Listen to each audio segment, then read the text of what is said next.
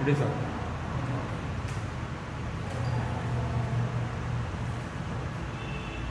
Media మిత్రులందరికీ నమస్కారం. కడప జిల్లా ప్రజలు ప్రశ్నిస్తూ ఉన్నారు కేంద్ర రాష్ట్ర ప్రభుత్వాలు. విశాఖ ఉక్కు ఓకే, కడప ఉక్కు మాట ఏమిటి? విశాఖ ఉక్కుకు ఏదో 11,440 కోట్ల ప్యాకేజ్ ఇచ్చి దాన్ని మేము రచిస్తాము, ప్రభుత్వ రంగ సంస్థగానే కొనసాగిస్తామని చెప్పేసి ఏం చెప్తున్నారు. ఓకే, అది జరిగితే సంతోషమే. కానీ అట్ ది సేమ్ టైం నిన్న ముఖ్యమంత్రి గారు కడప జిల్లాకు రావడం జరిగింది. మరి కడప ఉక్కు గురించి ఎందుకు మాట్లాడలేదు? 2014 విభజన చట్టం ప్రకారంగా 17వ షెడ్యూల్లో స్పష్టంగా పేర్కొనబడింది, విభజన జరిగిన 6 నెలల లోపల కడప జిల్లాలో సెయిల్ ఆధ్వర్యంలో, steel authority of India limited ఆధ్వర్యంలో ఇంటిగ్రేటెడ్ స్టీల్ ప్లాంట్ నిర్మించేదానికి చర్యలు తీసుకోవాలి అని స్పష్టంగా విభజన చట్టంలో 17వ షెడ్యూల్లో స్పష్టంగా పేర్కొనబడడం జరిగింది. కానీ 10 సంవత్సరాల 7 నెలలు అతిగతి లేదు. పోనీ కడప జిల్లాలో పరిస్థితులు లేవంటే అన్ని హంగులు ఉన్నాయి, స్టీల్ ప్లాంట్ కావాల్సినటువంటి అన్ని హంగులు ఉన్నాయి. అంగట్లో అన్నీ ఉన్నా అల్లున్నట్లో శని ఉంది అన్నట్లు పరిస్థితి తప్ప ఇక్కడ హంగులు లేక కాదు. కావాల్సినంత భూమి ఉంది. అటు గొప్పతి పారిశ్రామిక వాడ కానీ, మిగతా జమ్మలమడుగు మండలం కానీ, మైలవరం మండలం కానీ, జిల్లాలో ఆల్మోస్ట్ అన్ని మండలాల్లో కావాల్సినంత భూమి ఉంది. నీటికి సంబంధించి గండికోట రిజర్వాయర్ ఉంది, మైలవరం రిజర్వాయర్ ఉంది, బ్రహ్మసాగర్ రిజర్వాయర్ ఉంది. ఇంకా అవసరమైతే పక్కన సోమశిల నెల్లూరు జిల్లాలో దగ్గర అడిగి సోమశిల రిజర్వాయర్ ఉంది. నీటికి సంబంధాలు ఇబ్బంది లేదు. దాని తర్వాత వచ్చేసి విద్యుత్ శక్తి ఆర్టీపీపీ జిల్లాలో ఉంది, రాయలసీమ థర్మల్ పవర్ ప్లాంట్. దాని తర్వాత రవాణా సౌకర్యాలు, రోడ్డు సౌకర్యం ఉంది, రైలు సౌకర్యం ఉంది, మద్రాస్ బాంబే మెయిన్ లైన్. తర్వాత విమాన సౌకర్యం ఉంది, ఈవెన్ జల సౌకర్యం కూడా కృష్ణపట్నం సమీపంలో ఉంది. కాబట్టి రవాణా సౌకర్యాలు ఉన్నాయి.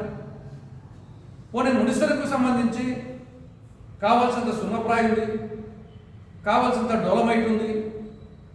ఇక హేమటైట్ మ్యాగ్నటైట్కు సంబంధించి జిల్లాలో కొంత మాత్రం ఉంది.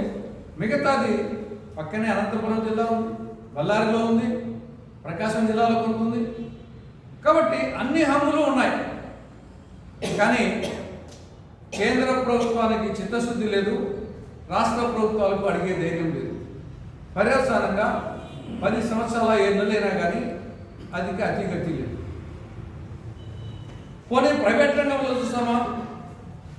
ఇదే చంద్రబాబు నాయుడు గారు 2018లో మైలవరం మండలంలో కంబాలదిన్నె వద్ద ఆనాటి ఎన్నికలకు ముందు రాయలసీమ స్టీల్స్ పేరుతో శంకుస్థాపన చేశారు. 3,892 ఎకరాలు కేటాయించారు. ఏమైంది? కేంద్ర ప్రభుత్వంలోని సెయిల్ ఆధ్వర్యంలో ఇంటిగ్రేటెడ్ స్టీల్ ప్లాంట్ ఏమైంది? మీరు శంకుస్థాపన చేసినటువంటి రాయలసీమ స్టీల్స్ ఎన్నికలకు ముందు అదేమైంది? మరి దాని గురించే మాట్లాడరు. విశాఖ ఉక్కు మాట్లాడతారు. ఎస్, విశాఖ ఉక్కు ఆంధ్ర ఉక్కుని అందరం పోరాటం చేశాం. ఏం కడప అంటే అంత లెక్కలేదనమా కేంద్ర రాష్ట్ర ప్రభుత్వాలకు? చట్టంలో ఉంది, మీరు శంకుస్థాపన చేశారు, జిల్లాకు వచ్చారు, దాని గురించి మాట్లాడరా? అంటే కడప అంటే అంత లెక్కలేదా? కడప అంటే అంత చులకన భావమా? కడప అంటే అంత నిర్లక్ష్యమా?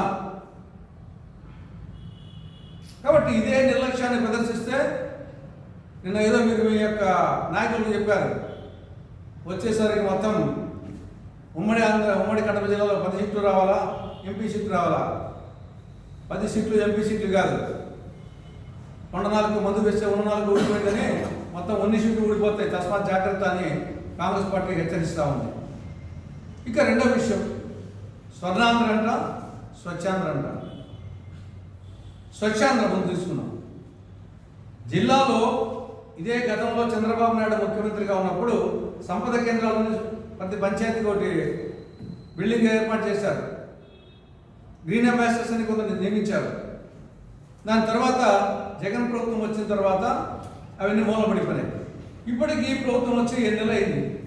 సంపద కేంద్రాలు ఏ పంచాయతీ చూసినా దరిద్ర కేంద్రాలుగా దర్శనమిస్తున్నాయి. ముందు నిజంగా మీకు స్వచ్ఛాంధ్ర కొంత చిత్తశుద్ధి ఉంటే ఆ సంపద కేంద్రాల ముందు ఓపెన్ చేయండి, ఫంక్షన్ చేయించండి. ప్రతి నెలలో 3వ శనివారము స్వచ్ఛాంధ్ర దినమంట. అంటే మిగతా 29 రోజులు ఏంగా పరిశుభ్రత వద్దనా?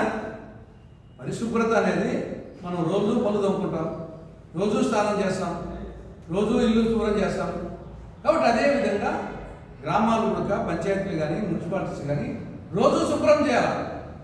దానికి ఒక సిబ్బంది ఉంది, పారిశుద్ధ్య సిబ్బంది, వాళ్ళతో చేయించండి. వాళ్ళకి సిబ్బంది పెంచండి, చాలకుంటే వాళ్ళకు జీతభత్యాలు పెంచండి, వాళ్ళతో పని చేయించాలి. కానీ నీకు 3వ శనివారం అని చెప్పేసి స్కూళ్ళకు కాలేజీలకు సెలవులు ఇచ్చి ఉద్యోగులకు సెలవు ఇచ్చే ఇది స్వచ్ఛాంధ్ర అవుతుందా? ఫోటోలకు ఫోజులు కొడతారు, ఇంటికి పోతారు. కానీ చేయాల్సిన పని మనకు పూర్వకాలం చెప్పారు, చాకలి గాడిద కుక్క.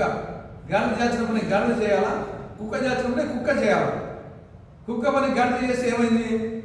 రివర్స్ అయిపోయింది. కానీ ఎవరితో చేయించాలో వాళ్ళతో చేయించాలి. నువ్వు వచ్చేసి పారిశుద్ధ్యం వచ్చేసి ఎక్కడ చూసినా, ఏ గ్రామ పంచాయతీ చూసినా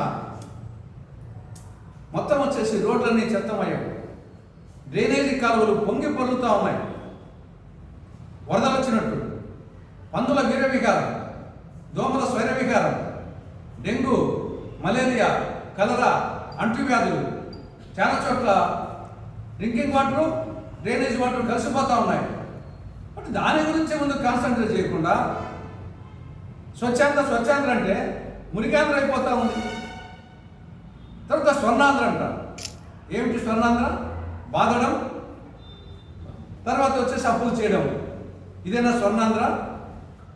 ఈ 7 నెలల కాలంలో ఒక్క కరెంటు మీదనే 15,485 కోట్ల అదనపు భారం మోపారు. ఇవి చిన్న అమౌంట్ అది ఏమన్నా? 15,485 వేలు కాదు, లక్షలు కాదు, కోట్లు. 7 నెలలు. ఇది చాలక మళ్ళీ వచ్చేసి ఈ యొక్క రిజిస్ట్రేషన్ ఛార్జీలు పెంచబోతున్నాం 20%. తర్వాత యూజర్ ఛార్జీలు డ్రింకింగ్ వాటర్ మీద. ఇది కాక వరద సెస్, వరదలు వచ్చినప్పుడు దానికి కేంద్ర ప్రభుత్వం నిధులు ఇప్పించుకోవాలి, జాతీయ విపత్తు నిర్వహణ నిధి నుండి. అలా కాకుండా ప్రజల మీద వచ్చేసి ఆంధ్ర రాష్ట్ర ప్రజల మీద వరద సెస్ వేస్తారంట. కాబట్టి ఇది బాధడమా స్వర్ణాంధ్ర అంటే? అప్పు. ఇది ఎట్లా ఉందంటే కోడలికి బుద్ధి చెప్పి అత్త తెడ్డు నాకిందంట. గత జగన్ ప్రభుత్వము అప్పులు చేసింది, రాష్ట్రాన్ని అప్పులు ఆంధ్రప్రదేశ్ చేసింది చెప్పేసి day in and day out విమర్శించి ఈరోజు చంద్రబాబు ప్రభుత్వం చేస్తున్నది ఏమిటి? ఈ కొద్ది రోజుల్లోనే 7 నెలలకే 59,000 కోట్ల రూపాయలు డైరెక్ట్గా చేసింది. దాంట్లో ఏమి కార్పొరేషన్లుగా డైరెక్ట్గానే రిజర్వ్ బ్యాంక్ ద్వారానే 59,000 కోట్ల రూపాయలు.